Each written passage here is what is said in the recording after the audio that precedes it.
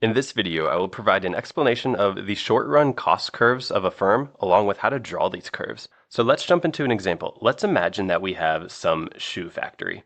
Now, for this factory to produce shoes, their total cost of production, let's label it TC, will be equal to their fixed costs plus their variable costs. So the fixed costs for this shoe factory would be things like rent or insurance or heavy machinery. So these are costs that this factory has to pay whether or not they're even producing any output. So in the short run, we say that these costs are fixed. They stay the same no matter the output that the factory is producing. Now, variable costs, those are things like labor or capital. So as the factory starts producing shoes, they have to hire people to actually produce these shoes. So these are variable costs. Now, if we were to graph these costs, what we can do is place the cost on the y-axis and the output on the x-axis.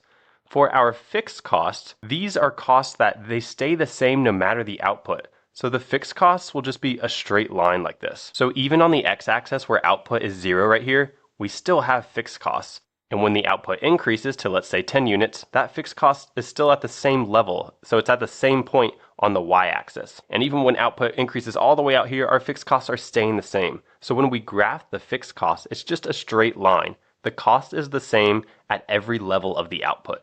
Now, the variable cost, when we graph that, remember, it starts at 0. When our output is 0, we're not producing anything, we don't have any variable cost. And here's what the shape of the variable cost curve will be. Something like this. So let's understand the shape of this curve. What we'll notice is that the slope of this curve is actually decreasing initially. And here's why. So if we have this factory with heavy machinery that produces shoes, if we hire one person, then that person has to do everything. They have to create every part of the shoe, they have to package the shoe, and they have to ship it off to its final destination. Now, if we hire one more person, then these two can start splitting the tasks between themselves. So maybe this person will focus on all of the production, and then maybe this person will focus on actually packaging the shoes. And then you can imagine if we hire another person, maybe this person can focus on shipping the shoes to their final destination. And you can imagine as we hire each additional person, our labor costs are increasing, so our variable costs are increasing, but each of these individuals is specializing in a task. And when individuals are able to specialize, then the efficiency of the entire factory is increasing. So one person doesn't have to do all the work. Each of these individuals can do their own specific task and get really good at it. And so as we increase the number of employees, which remember those are variable costs, our total cost is increasing, but it's increasing at a decreasing rate. So in other words, we're getting more and more efficient. Each unit of additional output is being produced at a lower cost. But once we reach a certain point in output, remember the heavy machinery that we have in this factory, it's considered a fixed cost. So there's only a certain amount of machinery. So at some point, to produce even more output, we'll have to hire more and more people. But at that point, it's possible that the employees will get in each other's way, or there's simply just not enough space for everyone to do their task. And although the output will increase with these new employees, the efficiency is starting to go down. And we refer to that as diminishing marginal product. So to produce each additional unit, now our costs are starting to increase. And on the variable cost curve, our slope is increasing as well. So each additional unit is becoming more costly to produce. So to summarize, initially we were enjoying the benefits of specialization, which explains why the slope was decreasing on our variable cost curve.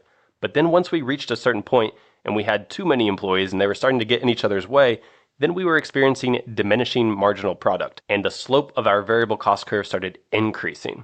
So that explains the shape of our variable cost curve and our fixed cost curve. The last thing to understand is that the total cost is simply these two curves added together. So our total cost always starts at the same point as the cost curve on the y-axis, because remember initially, when we don't have any quantity being produced, our total cost is just the fixed cost. But as we start producing output, the total cost is then the fixed cost plus the variable cost. So we have to add these two curves. And what we'll notice is that when we do that, this total cost curve is going to be exactly parallel to the variable cost curve, but it's going to be shifted upwards by the exact amount of the fixed cost curve.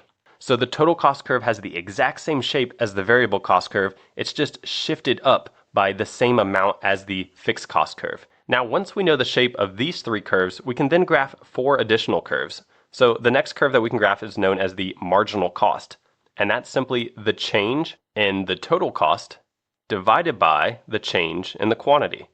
So it's the cost of producing each additional output. Now, what we'll notice is that the change in the total cost on this first graph, the change in the total cost is the rise, and the change in the total quantity, that's the run. So really, this is the rise over the run.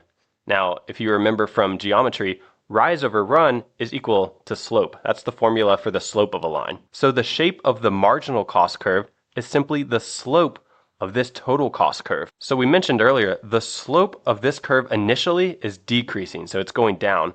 And once it reaches a certain point, then it starts to increase again. So when we go to graph our marginal cost curve, it will look something like this, where initially the slope is decreasing, so the cost to produce each additional output is going down.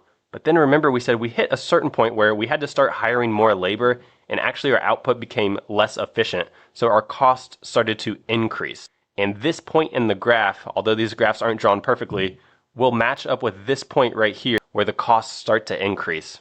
So that's our marginal cost curve. Now another curve that we can draw is the average fixed cost curve. So the average fixed cost, that's simply the fixed cost divided by the quantity. Now remember, we said that the fixed costs, as the name implies, these costs are fixed in the short run. So for example, imagine that our total fixed costs are, let's say, $10,000. This amount doesn't change no matter what quantity of output we have. So imagine that we produce just one unit of output. 10,000 divided by 1, that's 10,000. But then imagine that we ramp up production to 100 units of output. So then our average fixed cost will be 10,000 divided by 100, and that's equal to 100. What we'll find is that as we keep increasing the quantity, our average fixed cost just gets lower and lower and lower, because these fixed costs are being divided by a bigger number, a bigger quantity of output. So what we'll find is when we graph our fixed costs, it will look something like this, where as the quantity increases, as we move to the right, the fixed costs just get lower and lower and lower. Now, along with average fixed costs, we can also graph average variable cost, and that's simply the variable cost divided by the quantity. And when we go to graph the average variable cost curve, it will look something like this. And again, the average variable cost, initially, the slope is going down because the slope of the variable cost curve is decreasing. Remember, we said we enjoyed the benefits of specialization up to a point, so our average variable costs were actually decreasing. But then once we hit a certain point, our average variable cost, the slope started to increase. And so when we graph the average variable cost, this is the point where average variable cost starts to increase, so the slope increases. And we'll find that this point right here, the lowest point on the average variable cost curve, intersects the marginal cost curve. Now the last curve that we can graph is our average total cost, which is simply going to be the average fixed cost plus the average variable cost. So when we go to graph that curve, it will look something like this, the average total cost. And again, that's simply going to be the average fixed cost plus the average variable cost. And actually, this should be labeled AFC for average fixed cost. And when we graph that, we'll find that it has a similar shape to the average variable cost curve, but it's actually approaching the average variable cost curve. So these 2 points are getting closer and closer as our average fixed cost is decreasing. So as the average fixed cost gets really close to zero down here, our average total cost and our average variable cost curves are getting very close to each other, but the average total cost will always be greater than the average variable cost. So that was just a quick explanation of the short run cost curves of a firm, along with how to graph the curves.